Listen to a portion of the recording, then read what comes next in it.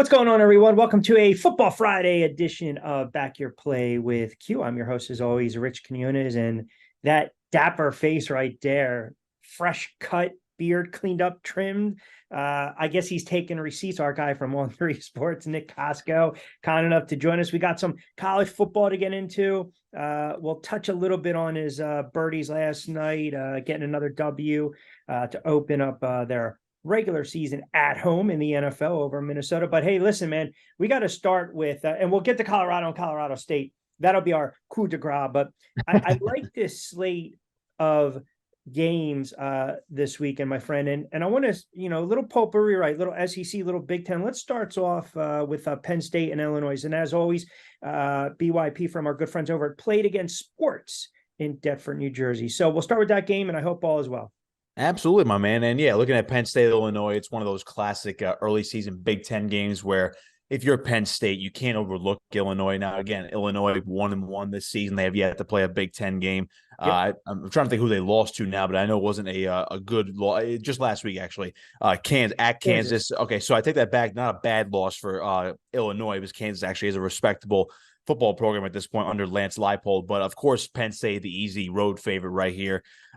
Looking at it, James Franklin loves to prop up backup quarterback Bo Pribula. I don't know why. He's very dynamic, but Drew Aller is the story of this Penn State offense right now. You have two dynamic running backs in Nick Singleton and Katron Allen. Good luck actually trying to stop those two guys, but I think Drew Aller is the difference maker in it, and he's been pegged as the guy that will take Penn State to the next level. Not that Sean Clifford didn't have the ability to, but they feel like the potential for Drew Aller is there more so than Clifford had over the last 5 years of Penn State. And if Penn State is going to knock off the Michigans and the Ohio States of the Big Ten East and get to the Big Ten title game, get to the college football playoff, it starts with this guy under center. He has the talent, Rich. I've watched him play dating back to last year when he's gotten in. Watched him play so far this year. He's poised. He's big prototypical size, NFL type size for a quarterback. So there's not really too much to go on this game other than the fact that Penn State is on the road, and this was the game. That's right. I believe it was last year where this game went to about 9 overtimes with the new overtime rules, and that was a wild game. I don't expect that to happen this time, but I would say Penn State is the rightful favorite right here. I wouldn't expect any surprises right here in Champaign. Maybe a fight early on, but I think Penn State is just too good this year. Yeah, so you mentioned Illinois. They actually got outscored in that second half, 28-7. They did beat Toledo to get to 1-1, obviously, to open up the season, and then losing last week. And I think for Penn State, they're laying 14.5, 15 with the hook, 48.5 is the total. You rip through West Virginia, you rip through Delaware. This is the blackout type of game. Last year, we saw them come from behind, right, against Purdue. My only thing is, I don't know how much stock I put into this, but I think this is the 8th straight season. 13 out of 14 Penn State actually begins their Big Ten season on the road. So wouldn't surprise me from a scheduling standpoint. Yeah, but they're just a more talented team. 14.5. I can see this a 31-17 type of game, maybe. Right, so you're right on the edge. That gets me a little nervous. The Duke, you know me every time. A little nervous with that one. You're gonna have to put that football away, because you know me with those road favorites. How I hate taking road favorites unless I'm absolutely sure. I'm absolutely sure they're going to win this football game. But again, we've seen some weird things happen with Illinois. I think Brett Bielema's done a really good job since he's come into the job a couple of years ago. And this team is highly competitive. They're very physical. I think this is a type of game where Illinois could try to slow things down. Again, I know Penn State likes to predicate themselves on the run game with their two guys, but again, they're able to air it out as well with Aller. So I think if Illinois tries to play a little bit more ball control in this one, and they don't let a second half lead, or had that mentality like they had last week where they let that second half lead slip away, this game could be a little bit closer. So I mean, if I was going to make a pick on this game, at least in terms of the spread, who I put my money on, I would lean towards the plus 14.5 for Illinois. But this is a look but don't touch for me. Yeah, that's how we deem them sometimes. But they have to get the ball in Williams' hands, a wide receiver. Yes, I mean, he's absolutely the playmaker. If they can't, then you're right. But I'm kind of with you. The Duke kind of agrees. This is kind of the looky but don't touchy type of game. Penn State should go to 3-0. LSU, Mississippi State, you got an SEC battle. LSU's ranked 14th. Mississippi State comes in with the 2-0 record. And again, this is a team opportunistic. They can play good defense, get some turnovers, kind of ratchet up in the second half. The number, again, little tricky here. This is not a short road favorite. You're talking 9.5 points. And I think it's more of the pedigree of LSU as opposed to buying Yeah. Mississippi State being Yeah. too. And, You're not going to and get value, Nick, at minus 375. I can tell you that right no, and then you look at, you mentioned the pedigree of LSU. I mean, what pedigree are we talking about right now, other than the fact that this was a good now. Fair team point. last year? They were supposed to be even better this year, but they got waxed by Florida State and they Yep. beat Grambling State last week. Again, I know you put up a boatload of points last week, but LSU, I take them with a grain of salt right now. I figured I was on the hype train too, Rich, where they would be better here in 2023. And again, we're only through 2 weeks. This is an You LSU team like them that could. against Florida State. I went the other way. I like Right. Florida I liked State. them against Florida State, and it kind of bit me in the behind. So, I look at the Tigers, what Brian Kelly's been able to do so far. Yeah, it's been impressive. It took 1 year to kind of reshape the roster for him. And, they win the division. They beat Alabama last year. That's all well and good. But then when you have SEC title and CFP expectations in 2023, and you get, again, waxed by Florida State, and then, again, who's going to put too much stock into a win over Grambling State? No offense to them, but you're talking about LSU here. This is an interesting conference game. Now, if that line is 9.5, I'm more inclined to take Mississippi State right here. I like what Zach Arnett's been able to do since, of course, the untimely passing of Mike Leach, but I think Zach Arnett's starting to mold this program into what he sees to build off of Mike Leach's time there with the Bulldogs. So I'd be more inclined to take the home team right here, the +9.5 with Mississippi State right now. I don't think LSU is going to be really boat racing teams until maybe they start putting it together later in the season, but I feel like LSU at this point, I think you have to kind of erase the fact that they could score a lot. And for what we've seen so far, they don't know how to use Harold Perkins right now. Yeah. He's arguably the best linebacker in college football, and he has been virtually non-existent over the first 2 weeks. And it was more so because of the Florida State game. And of course, they didn't have Mason Smith on the defensive line. But to me right now, I think LSU is going to play a lot of close games. So I'd be more inclined to take the Bulldogs right now. Yeah, see, I'm not touching the line. I'm going to hammer the over on this one. I mean, both these teams can score. Granted, we look at the opposition. Right. State scored 48 and 31, respectively. LSU 45 and, what was it? Grambling 72, 73 points. So be that as it may, I'm going to hammer the over here. I think it's sitting at 54. Should close at 54.5. 55. And again, Nick Costco from On3 Sports. Give them a follow. And of course, Nick a follow at Nick Costco 59. Kind enough to join us Football Friday edition of BYP with Q. Rich Quinones here. All right, K-State, Missouri. Good matchup on paper. K-State ranked 15th. Both squads come in 2-0. If you look at this all-time series, then, I mean, if again, you're going back, almost 100 years, 60-33 with 5 ties all time. We throw that out the window on BYP. It's a matchup in the trenches. So how do you see this one playing out? More so Kansas State. I'll give a shout out to my coworker, Riley Gates, a K-State alum. Of course, he's on the Will Howard hype train. He's a big Deuce Vaughn guy as well. Now with his Dallas Cowboys, of course. But no, K-State looks pretty good. They look like a pretty they look like a bona fide Big 12 contender again in my mind. I think so. They won the conference last year, and again, I know everyone's on the Texas hype train. And I would probably favor the Longhorns right now to the first 2 weeks, of course. But Kansas State's no one to be trifled with. I like what Eli Drinkwitz has done with Missouri, Rich, but I know they're home and K-State's the road favorite. And, again, I'm going to bring it up again, me with the road favorites. I don't like to touch them, but it's only 4 right now. I know the line's at 4, the total of 49.5. Yep. It's tough for me to say unders. I feel like Will Howard can get this K-State team to really score, and Missouri's going to try to make it a little bit uglier. But right now, I would probably lean towards Kansas State right now. I love their quarterback right now. I love what the Chris Kleeman's been able to do for the Wildcats. So I'll lean Kansas State right now as a top 15 program to go 3-0 after this weekend. Yeah, and look, K-State's trying to repeat that lopsided win from a year ago. And you're right. That's kind of the theme of these games that, the marquee games that we're talking about. Got a lot of these road favorites, a little different. In the NFL, road favorites can typically go in there and blow them out and cover the spread. Right. We kind of saw that week 1, San Francisco, the Giants, no thank you. But we've seen that before, right? I think, to your point, I'd be comfortable laying the 4 here. Mm-hmm. I would probably also sprinkle a little bit on K-State on the money line, which leads us into the last game before we get to Coach Prime, Coach Deion Sanders, Tennessee and Florida. So again, these are teams that we've talked about a little bit over the last year plus, especially over the last week or two, even prior to the season. Florida's 1-1. Tennessee is ranked 11th. They're 2-0. We know that they can score. I just think it's pretty simple. If I'm Florida, I have to do a much better job of controlling the line of scrimmage and running the football. This is the way I look at this game.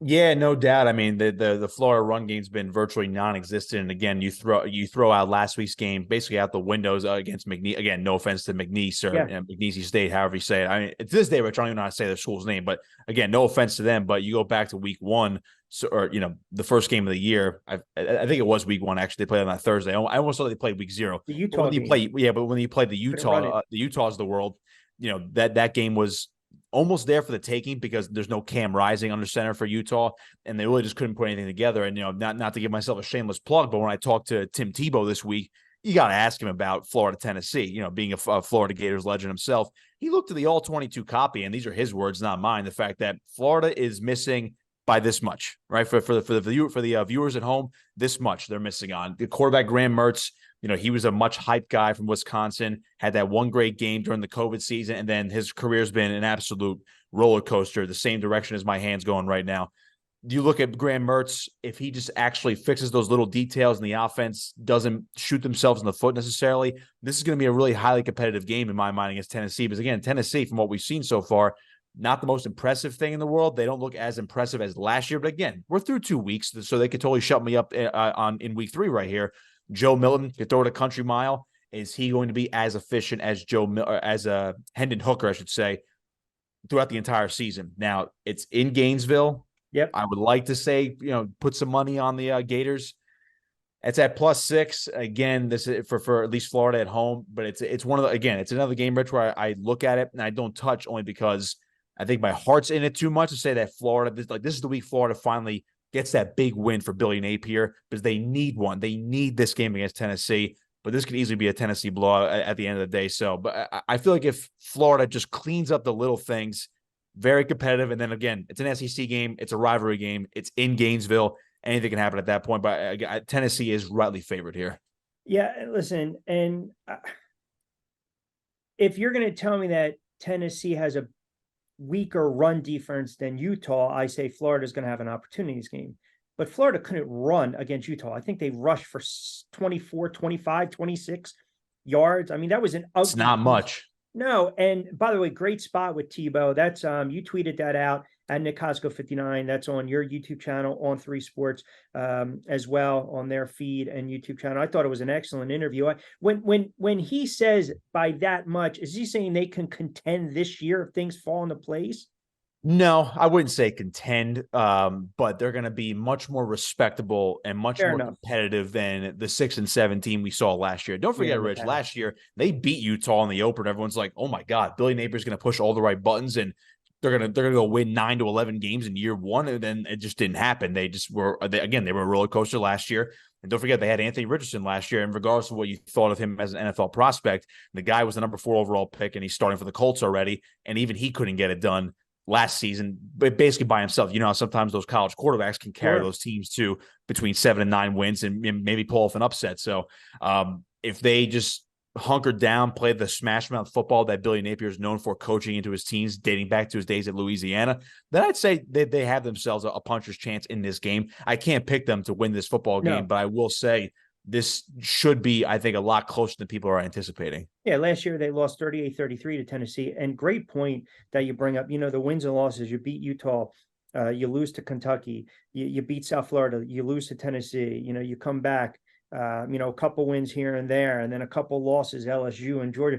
They're like an enigma, right? We can't figure that team out. And that's typically what happens with young teams in college or teams making. And you still can't figure them out right now, even with the moves they've made. But I think the only positive Florida fans are trying to hang on right now, because again, they are impatient because they had the heyday of the Urban Meyer era, and they were really good under Dan Mullen at a certain point until that kind of crashed and burned. They're going to hang on the top end recruiting that he's doing right now, but that's for 2024, for 2025, for that development to really get into place. That's not now. That's why they're still impatient. This is a 21-13 type of game going into the locker room. And then it could be. Yeah, absolutely. It's going to be a 35-17 game when it's all said and done. Right. That could easily happen. Yeah, right. I feel like Florida could keep themselves in the game, but then it's a matter of how do you respond in the second half. All right. Lastly, every week, baby. Every week. Colorado, we come in the Buffaloes against Colorado State. A couple things here. Let's throw the line out the window for a moment. That's teetering 23, 24, 25. It might be 30 by tomorrow. But what are you doing if you are Colorado State and Jay Norwell and you are not poking the bear, you are poking the buffalo? What are You're you poking doing? the prime. You're poking the prime. But let me ask you this: why is there such? And I know when teams are different and they have chips on their shoulder and it's new to people, you want to find reason for the bulletin board material, right? I got to have the chip on my shoulder. Do. What did he say? I'm turning around. My ears are perking up. But it seems every week now, is this going to be the trend? No matter what, somebody slighted them, right? TCU, the coordinator slighted Sanders, right? Last week it was Rule, these conflicting reports, and they got slighted. Now it's this goofball from Colorado State friggin' turn around saying, you know what? I'm a grown man. I take my sunglasses off of do me a favor, shut the hell up. Seriously, like, what are you friggin' doing? Like, you are poking the friggin' when they lose 50 to friggin' 13. Look, I'm gonna give Jay Norvell a lot of credit for having the gall. Okay, I'll use I can't use another word, but there's another word that he had. It's a little bit downstairs. Say balls on the air. I'll say it for you. All right. Well, he had the balls to say it. I'll give him credit for that. Okay. But other than that, what are you doing? I said this the other day.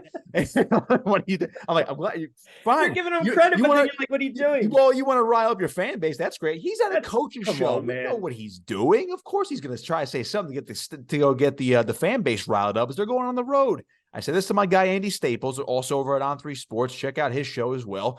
He asked me the same thing. He's like, what do you make of this? I said, well, good for Jay Norvell. It's not good for anybody else because Deion is so great. He's so great every facet of his football life. We know this. He went as so far. He's so petty, and this is the only time I really actually appreciate pettiness. He gave his entire team his brand new sunglasses that you can now get for pre-order. He was on. He knows how to work First Take, Pat McAfee show this morning. He's giving everybody on set his new sunglasses. He doesn't care. That line's going to keep moving. Colorado's I think, is going to blow him out. I thought they were going to blow him out anyway. They're going to really step on the gas now. They're absolutely. And you mentioned how this is the theme every week, and this is what this is the point I wanted to make. Yeah. So TCU, yes, there was shit talk from TCU. Yeah. The Matt Rule thing, we don't know what. You can't say balls on BYP, but you can say shit talk. What are we doing? We're unfiltered on here. You gave me the all clear right here. Yeah, of course. Let's go. All right. So look at the Matt Rule thing. All right. Yeah. What did he actually say? I think it was almost like a subtweet on social media, and it was from 2 months ago. Yeah. Okay. And then Deion said, well, it's personal now. You don't have to do much. It's like what Michael Jordan did. It's personal now. I took that personally. If you look at him the wrong way, he's going to take it personal. So now I don't want to jump ahead to next week because we're probably are going to talk about this next week. But if they blow out Colorado State, which I believe they will, now you play Oregon on the road. That's the game you have to look at. 3-0 Colorado and an undefeated Oregon team, top 15 matchup most likely. Guess what's going to come out? Dan Lanning's comments from earlier this summer. That's right. Dan, what do you make of Colorado leaving the Pac-12 to go to the Big 12 or whatever? He said, wow, I can't remember the last time they did anything. He said that. Are you nuts? Yeah. It's going to be plastered all over campus all week going into the Oregon week. It's going to be an absolute mess for Dan Lanning next week. To your point, right? Listen, I know what you're saying with Colorado State, and maybe he's doing it to instill some confidence in your team. But your two freaking quarterbacks combined threw for 300 yards. Sanders' kid can do that in a quarter. I mean, seriously. Travis Hunter could probably do that in a quarter at this point. Man.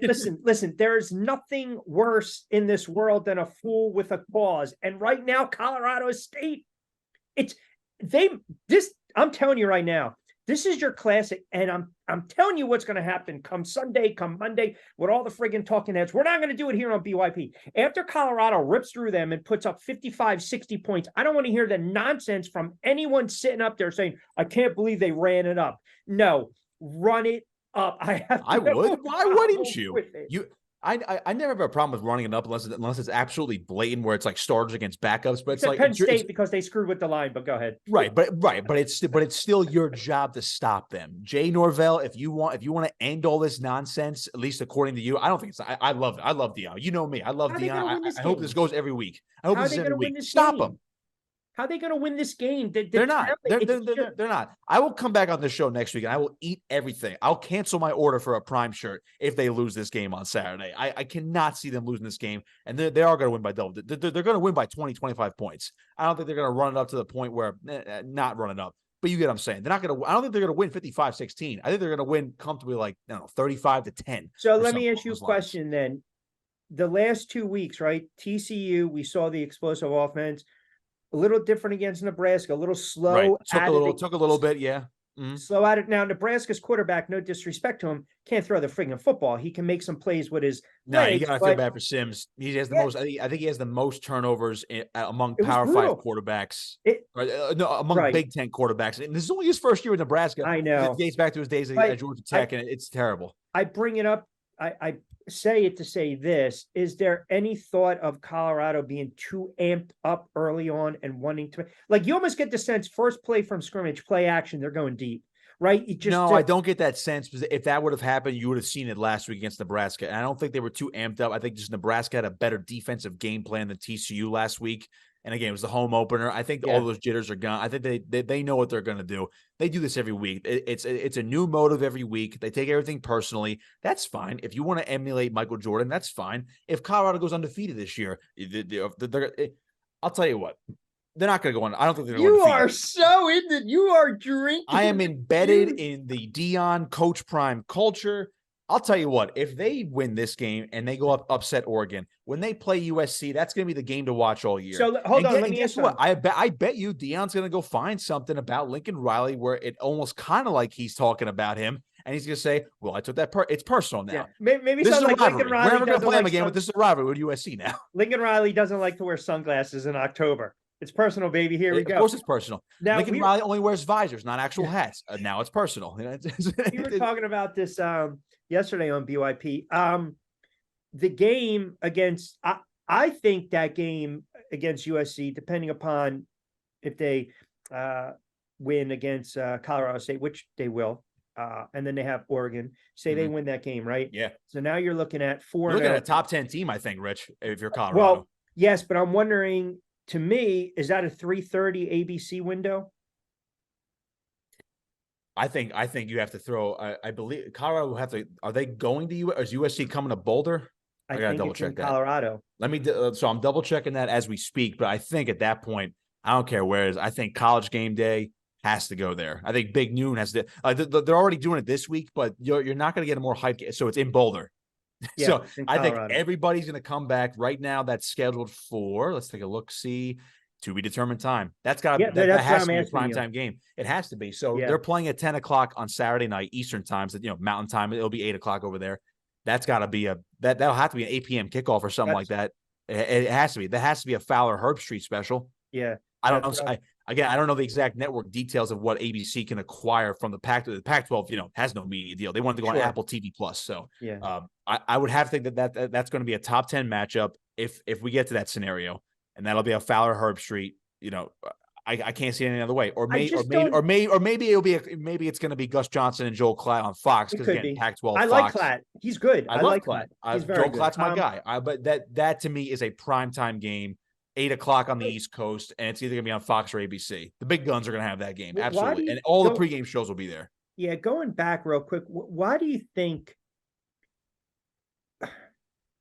I feel as though it's almost as though I'm going to bark at Tyson in his prime, and he already knocked me out before the opening bell. Like, he defeated fighters when he walked into the ring, right? I feel like that's a situation this week with Colorado, black Colorado socks, State. Black trunks.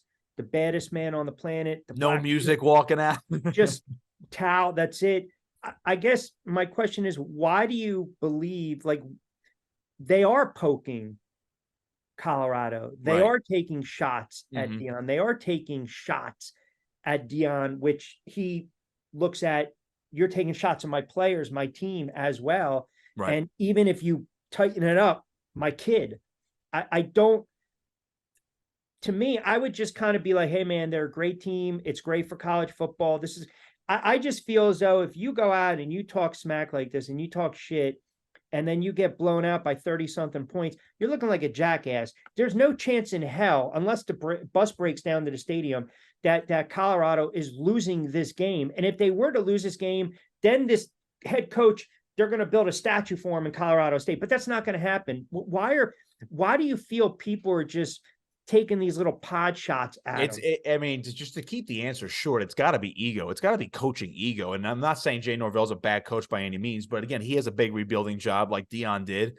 Colorado State's a different animal because it's, Jay Norvell is not Deion, and they don't have the fast track progress. I still think that there are coaches out there, and they'll do it publicly. They still don't like the way Deion built this roster, even though all he's doing is he's just taking advantage of the rule. He's not even taking advantage of the rules. He's doing it by the book. He just accelerated the process, and he's doing it in a way which hasn't been done yet. But don't forget, the transfer portal, the way it is still in its infancy. NIL is still in its infancy.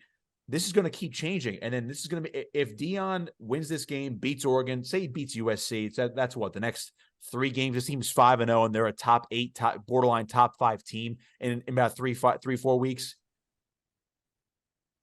You don't think people are going to start changing the way they build rosters? They're going to instantaneously. Have to. They're going to have to. But if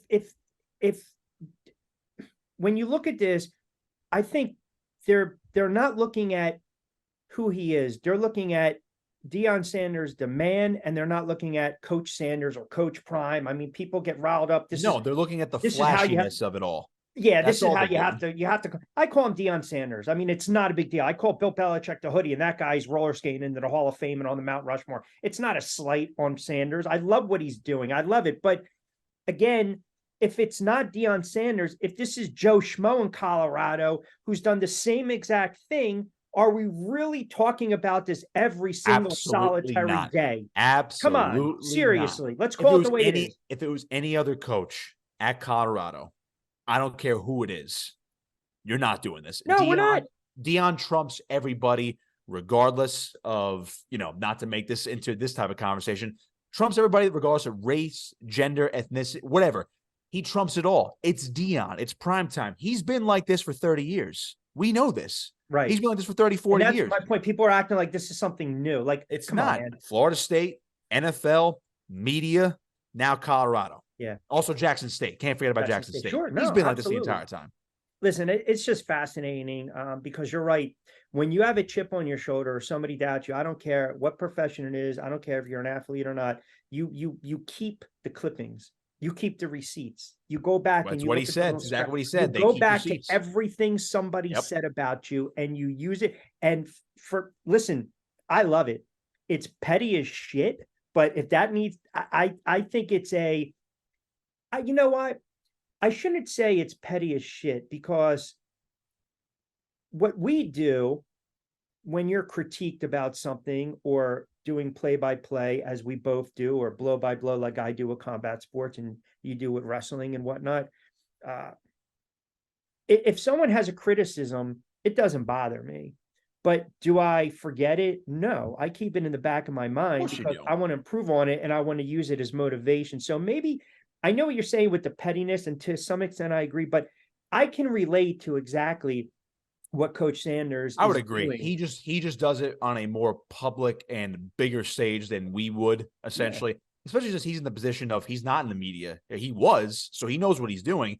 He's in a bigger position of power in sports, which is he's the head football coach of a Division I program that's now ranked in the top 20, and he is who he is. Okay, and I love him for it. And if they're going to blow their doors. That's how he wants to do it out in public like that, and say it out loud, and be petty, and film every move he has. I'm all for it. The thing is, Rich, and I'll leave it here at this: if he's winning, no one's saying anything. You can't do it. You can't do anything. If he's winning, you can't do anything. Exactly. And if they win 50-7 and ran it up, I don't want to hear anyone friggin' Monday sitting there crying and whining into the Duke. No. 30 seconds. Ugliness last night. I get a win as a win. By the way, I think Maddox might be lost. Yeah, I saw reports of a torn pectoral muscle, so another big blow. Hopefully, for the Eagles' sake. A lot of those Get a little oil. defenders are recovered by the next Monday night. They have a longer stretch till week 3. Boy, I'll tell you what. I thought they were going to run away with it last night. It's 27-7, and all of a sudden you're winning 34-28. A little too close for comfort. I think Hurts will eventually pick it back up. He looked a little bit better last night. Run game was dominant. You gotta love DeAndre Swift if you're an Eagle fan. Defense good to an extent, not getting enough pressure, and obviously the injuries didn't help them last night. No Nakobe Dean. They had half their secondary missing, so. That coordinator's got to take the reins, though. You can't have Brown barking at the quarterback and then target him 3-4 plus times afterwards. Jalen Hurts is an unabashed leader, and Brown is a hell of a wide receiver. Some nights, like they said during the telecast, when you're running through a bad run defense in Minnesota, just keep feeding these running backs. I mean, sometimes you're not going to get touches. It's not like they weren't airing it out either. Devontae Smith got involved with 2 long receptions and a touchdown. So I think they'll be fine. They have Tampa Bay on Monday night on the road in week 3. So that'll be one to watch out for if, the quote unquote trap game, because the way Baker Mayfield beat the Vikings, I guess, in week 1. So if they're healthy, Rich, this is still the best team in the NFC East in my mind. Are they as good as last year? I think it still remains to be seen. Broadcast duties this weekend?